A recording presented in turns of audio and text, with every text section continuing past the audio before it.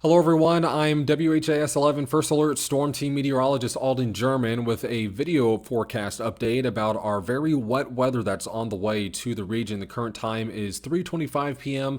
on Wednesday, October 28th, and we're seeing quite a bit of activity in our area because in part of the tropics. So we'll begin with our weather headlines. Heavy rain is going to begin tonight, and we're expecting several inches of rain to result from it, which also does pose a little bit of a flooding concern for us. However, we're going to see quiet and cool weather as we close out October and head into November. So this is the last major storm event that we're going to see in the Ohio Valley for the month of October. Certainly has been a very interesting forecast nevertheless. Here's Precip Tracker. It shows you that we have a 100% chance of rain Thursday morning and Thursday afternoon. And again, this rain will start later tonight as well. So it is definitely going to rain. Everybody will see rain. The difference is how much rain will you see. Notice by Thursday night into early Friday morning, we'll start to see those rain chances decrease, and much of Friday and the entire weekend is going to be dry, so we're going to have several days to cool off, but we'll talk about those temperatures here coming up towards the end. Here's a look at Hurricane Zeta right now. It has wind speeds of 105 miles per hour, so it's a Category 2 storm moving to the northeast at about 20 miles per hour, and as of now, it's roughly 125 miles to the southwest of New Orleans, so New Orleans is bracing for impact as the storm is going to be coming very close to it. Putting on the radar image, you can see the heavy rain bands that are surrounding the eye, as well as the rain as it continues to move onshore, and several other areas of rain that are ahead of this storm system as well, and some of those outer spiral bands. But it's not the only region of rain in the country right now. This is radar again at around 3:30 on Wednesday afternoon. Notice how Kentucky is starting to see rain approach from the south, crossing north out of Tennessee at the moment, and it's going to arrive in much of our area later on tonight. But it's not the only storm system that we're having to contend with. Back towards Texas, near the Texas Panhandle, you might be able to see a little bit of a spin. That's an upper level storm system that's going to be interacting with Hurricane Zeta, and it's really setting the stage for us to just see a lot of rain, and again, several inches are anticipated with that as well. So checking out the Hurricane Zeta forecast, it should make landfall near New Orleans as a Category 2 storm, and will still maintain Category 1 strength as it continues into the Georgia, Tennessee, and South Carolina region as well. Those dark red colors you see there are actually tropical storm warning, so definitely going to be an active weather event across much of the country. This is the 27th named storm on the season, the 11th hurricane, the 9th tropical system to make landfall in the Gulf Coast, and the 5th to impact Louisiana alone. So definitely a unique and historically accurate hurricane season. The only other time we've seen this many named storms was in 2005 when we had 28, and hurricane season does not end until November 30th. So let's get to Futurecast and discuss the rain.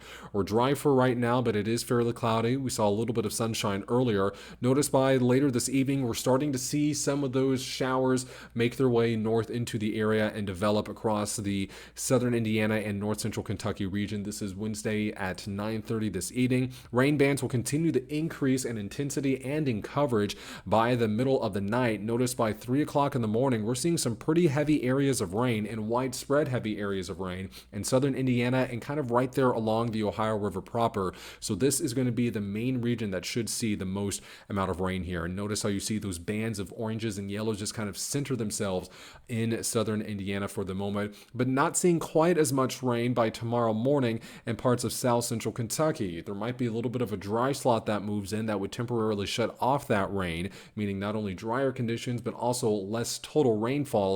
You're not seeing that dry slot make its way as far north to the river and into the Hoosier State either. By tomorrow evening, we're starting to see those showers maybe dissipate just a little bit. Still going to be very wet. That morning commute into work tomorrow probably is not going to be very fun. Even driving back Thursday evening, still probably are going to be seeing some slowdowns because of isolated pockets of heavy rain.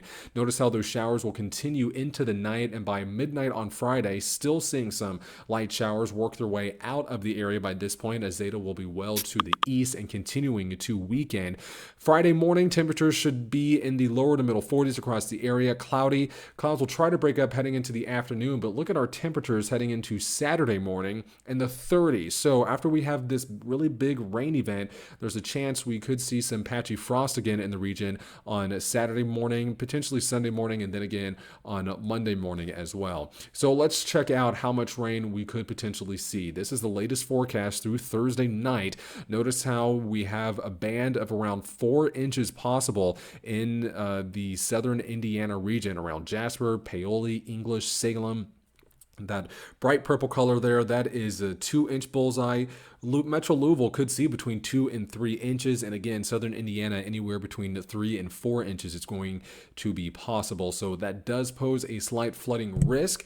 Thankfully, we're not necessarily expecting a large flash flooding risk.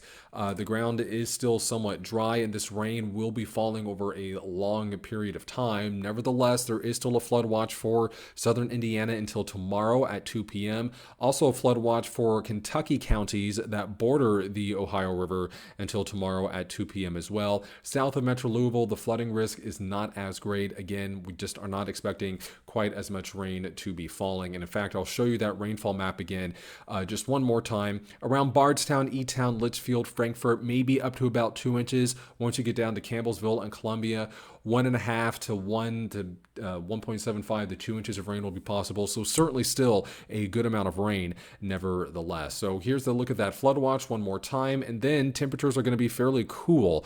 By Friday, we're still going to be a good 10 degrees below normal. Our average high temperature as of this date is 66 degrees. By Monday, we'll be 10 to even as cool as 15 degrees below normal. And we're not going to start to warm back up until around Wednesday, by which point our average high temperature will be in the lower 60s. But we are looking at dry weather for Friday and on Saturday, which is Halloween. Sunday is November 1st. Also, daylight saving time ends, so you're going to have to set your clocks back 1 hour. Don't forget to do that. Tuesday is election day, very important, of course, and we are seeing good weather for election day. So if you have not yet voted, things are looking pretty good for that. All right, that is the latest forecast here from the from my kitchen, but otherwise, watch TG Shuck and Ben Pine tonight and Caitlin Fish tomorrow morning. They will give you the latest information on this rain event as it moves through the area. Thanks for watching. We're on your side.